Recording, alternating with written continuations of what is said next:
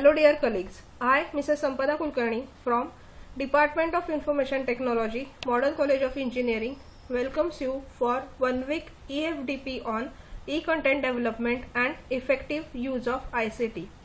This online FDP is organized by Model College of Engineering. Here in this video session I am explaining you grades tab in the Google Classroom.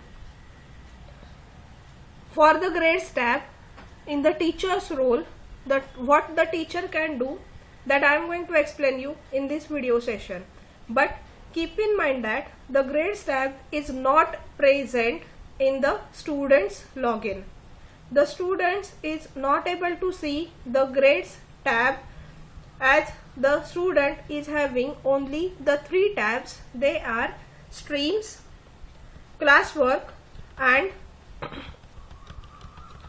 the people. Here you can see this is the students login and stream, classwork and people. Only these 3 tabs are available with the student. But now let's move to the teachers login. Teachers login is having 4 tabs, that is stream, classwork, people and grades. Now how this grades tab is helpful for the teacher. Here you can see that the grades given to all the assignments that are appear in the grid format. Here the first row is give you the due date for that particular submission. The second row will give you the name of the assignment. Third row will give you the category of the assignment, that is either lab assignment, internal assignment or something else. And the last row will give you the total marks assigned to that particular assignment. So all these things are set by the teacher itself. Now here we will see the columns. The first column is nothing but the list of the student, where you can sort all the students by either last name or the first name. The second column is for the overall grade. If you don't want this overall grade, you can off it in the settings of the grades part. Here in this setting you can see over here to show the overall grade or not. Here show overall grade to students is on, that's why the overall grades are there. And overall grade, if you will close it, then that overall grade is not able to or is not visible. Now I am keeping this it as on, and there will not be any change in this your grade section. This overall grade you can see over here. Now this is the row which is helpful to see the overall class average for every assignment as well as for the overall grade. If n number of students are there, all these rest of rows will be for n number of students. You can see all the n number of students over here, and you can check the performance of all that n number of students over here. So if the student has done the submission, you can see the marks written or graded marks by the teacher for all the assignments. This assignment is not having any marks assigned, so that's why if the student has done the submission, it will only show you that the submission is done.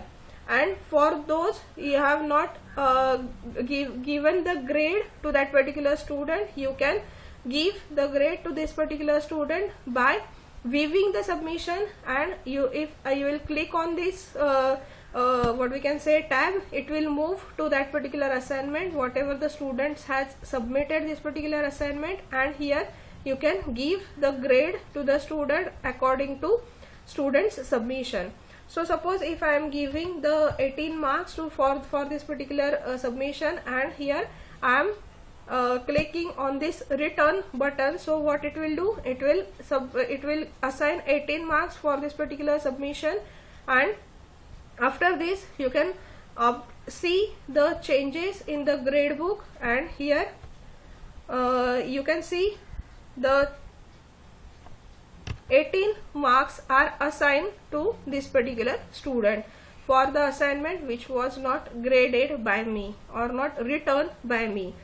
So here in this way you will be able to see 18 marks out of 30 are assigned to this particular student which was not graded or returned by me previously. So in this way, if you have done with all the submission of that particular student, you can see that the overall average or the overall grade earned by that particular student. So in this way, this grade tab is very helpful to go through the overall grade of the student or the submission done by the student. So thank you all my dear colleagues for listening and watching my video. Here I have done with all the information or the what we can say video manual for Google Classroom. I hope all of you are doing well with this Google Suite.